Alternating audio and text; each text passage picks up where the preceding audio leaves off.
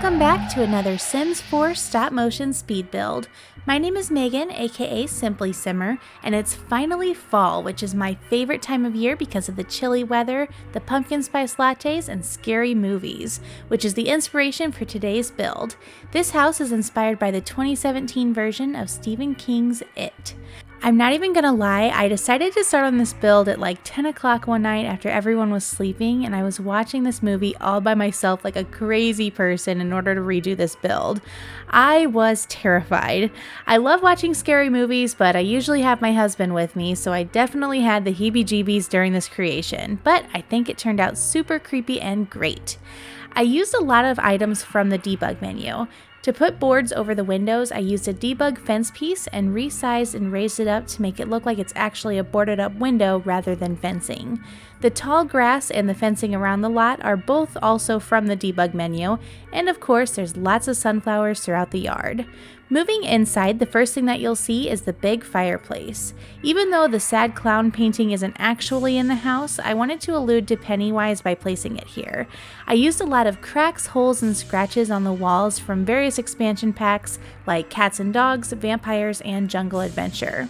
This side room is shown in the movie when Richie first enters the house and finds the newspaper article saying that he's gone missing.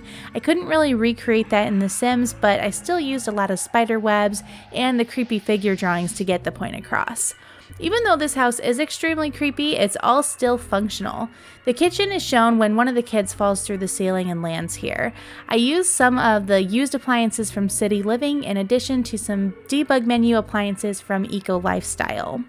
The flooring that I used is from the base game, and it's called Bottom of the Basement. I think it really captured the dirtiness of this house since it's been abandoned and it's also super haunted. The next few rooms are never actually shown in the movie, so I used my own imagination for them. I mainly just wanted to use as many creepy items as I could and still make it a functional home for your Sims. The lot traits that I picked for this one were that it's haunted, it has creepy crawlies, and that it's off the grid. I feel like those traits could certainly add a fun and interesting aspect to your gameplay if you choose to download this lot and play with it. I do have this on the gallery, and my gallery information is listed in the video description below the video. By the way, if you're enjoying this build, please leave me a thumbs up. I do have a ton of videos on my channel of various houses from different TV shows like Breaking Bad, The Office, That 70s Show, and more. So if you're interested in seeing those recreated in The Sims, make sure to check those out and hit the subscribe button with the bell if you'd like to be notified of all of my newest builds. I've really never done a scary build or even an entire messy house, so it was really fun to have a reason to use the dirty items and the newspaper rugs for a good reason.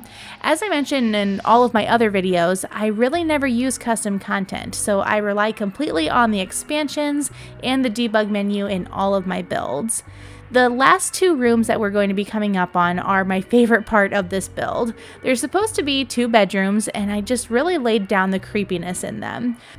The wallpaper that I used in the first room came with the Vampires pack, and I think that the viney designs on it add to that creepy crawly feeling of this build.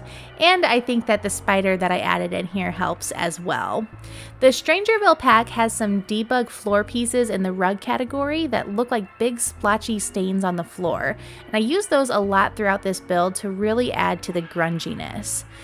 The last room is the creepiest to me. I tried to recreate the scene where Richie finds himself in the coffin surrounded by clowns by using the mannequins from Get to Work. I also used some more of those figure drawings on the walls here, which are actually a base game career reward in the Painter career track. I've always thought that they looked really creepy even if they weren't intended to be. And that just about wraps it up for this spooky build. If you haven't done so already, please consider subscribing, and I always appreciate suggestions in the comments for future builds. Thank you all so much for watching, and I'll see you all next time. Bye everyone!